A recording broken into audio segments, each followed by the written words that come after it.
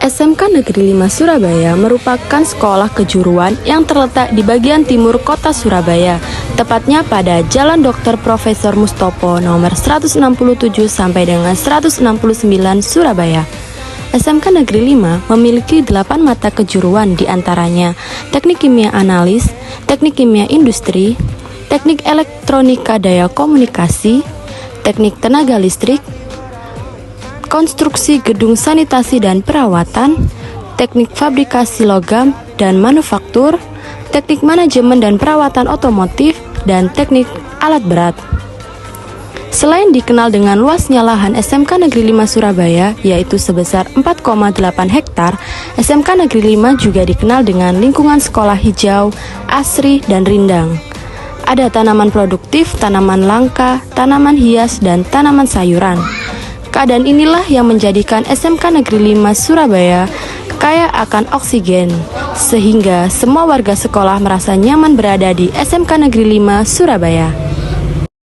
Halo, perkenalkan kita dari Tim Pengolahan Pupuk Cair. Perlu kalian tahu, SMK Negeri 5 Surabaya memiliki 10 program berkelanjutan antara lain 1. Pengolahan pupuk padat, 2. Pengolahan pupuk cair, 3. Pemanfaatan limbah AC untuk dijadikan aquades atau air radiator. 4. Pemanfaatan limbah serbuk gergaji untuk dijadikan media jamur. Kelima, pemanfaatan enceng gondok dan feses sapi untuk dijadikan biogas. Keenam, penghijauan atau greenhouse untuk dijadikan tanaman toga, tanaman hias, tanaman sayur, dan tanaman langka.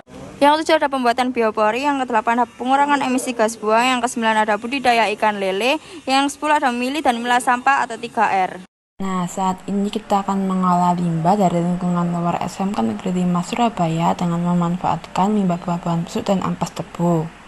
Dalam proses pengolahan ini, banyak yang perlu kita siapkan adalah limbah buah-buahan busuk, air tebu, dan air leri. Tahap pertama yang perlu kita lakukan yaitu mengumpulkan bahan baku buah-buahan busuk, air tebu, dan air leri untuk pengolahan pupuk cair. Kemudian cuci limbah buah-buahan terlebih dahulu agar bersih dari sisa pestisida yang menempel di buah. Potong kecil-kecil lalu blender buah-buahan busuk yang sudah dibersihkan tadi hingga halus.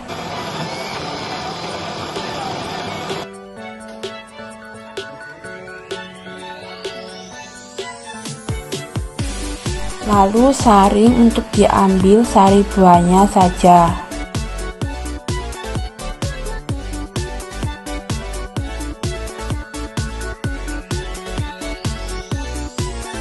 Tuang hasil saringan ke dalam tong lalu tambahkan air leri.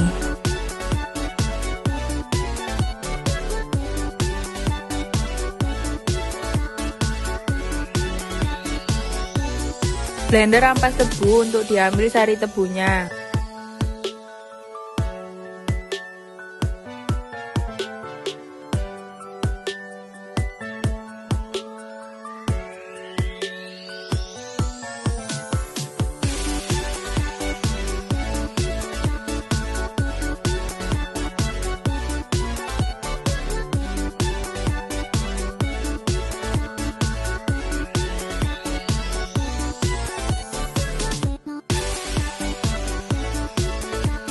Lalu tuangkan ke dalam bak. Aduk agar air leri, sari tebu, dan pupuk cair tercampur merata. Kemudian lakukan fermentasi selama 12-15 hari. Setelah 12 sampai dengan 15 hari, aduk kembali pupuk cair yang telah difermentasi tersebut. Lalu kemas ke dalam beberapa botol plastik untuk kemudian siap digunakan dan dijual. Nah, selesai sudah kita melakukan prosedur pembuatan pupuk cair dari limbah buah-buahan busuk. Berikut keuntungan pupuk organik cair dari limbah buah-buahan busuk. Pertama, pupuk cair mudah sekali larut pada tanah dan membawa unsur-unsur penting guna kesuburan tanah. Kedua, pupuk cair juga lebih mudah terserap oleh tanaman karena unsur-unsur di dalamnya sudah terurai. Ketiga, pupuk cair dapat secara cepat mengatasi defisiensi hara Keempat, pupuk cair mampu memberikan hara yang sesuai dengan kebutuhan tanaman pada tanah. Maka, jika terjadi kelebihan kapasitas pupuk pada tanah, maka dengan sendirinya tanaman akan mudah mengatur penyerapan komposisi pupuk yang dibutuhkan.